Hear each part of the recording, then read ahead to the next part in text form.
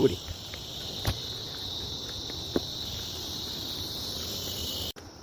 आज हामी सिक्लेसबाट डे 2 को यात्रा तय गर्दै अगाडि बढ्दैछौँ। हामी अहिले बीच बाटोमा छौँ। यो चाहिँ दमोलीसम्म बग्ने मादी नदीको सिरानतिर हामी अगाडि बढ्दैछौँ। हामी कोरीको यात्रा तय गर्दैछौँ। रमणीय दृश्य जङ्गलका साथमा हामी चाहिँ मनोरम प्रकृतिसँग रमाउँदै अगाडि बढ्दैछौँ। तपाईहरु को आउनु भएको छ यो कोरीको पदयात्रामा? हामी यो सिँढी बाटो झर्दैछौँ। बाटो चाहिँ यस्तो छ। अब यस बाटो चाहिँ राम्रो छ। यस्तो ठाउँमा भए पनि ट्रेकिङ रुट भएको भएर चाहिँ राम्रो छ बाटो। जस हिँड्नेलाई चाहिँ आँट चाहिँ गर्नुपर्छ।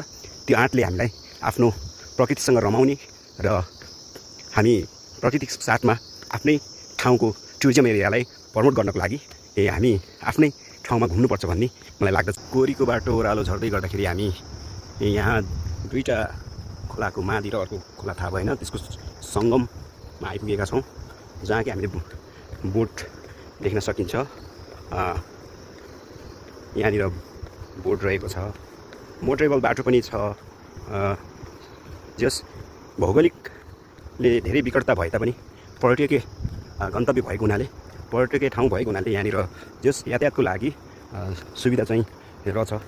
यो कास्की सिक्लेसदेखि कोरी अगाडि बढ्ने ठाउँमा हामीले आकलन गरेका थिएनौँ कि यहाँनिर हामी देख्न सक्छौँ पारीबाट यो हाइड्रो पावर देख्न सक्छौँ,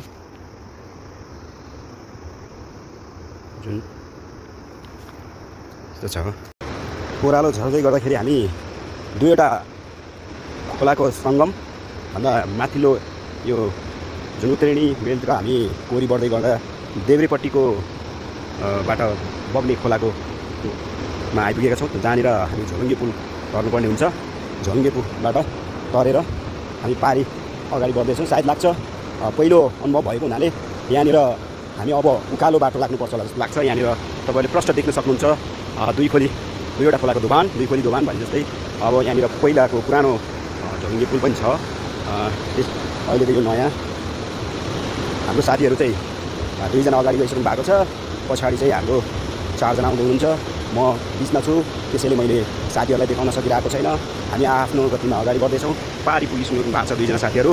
हामी दमोलीबाट 5 जना साथीहरू आएका थियौँ गेस्ट हाउसमा बस्ने क्रममा। हाम्रो काठमाडौँको 2 जना लेडिज साथीहरू चाहिँ सँगै भेट भएका थियौँ।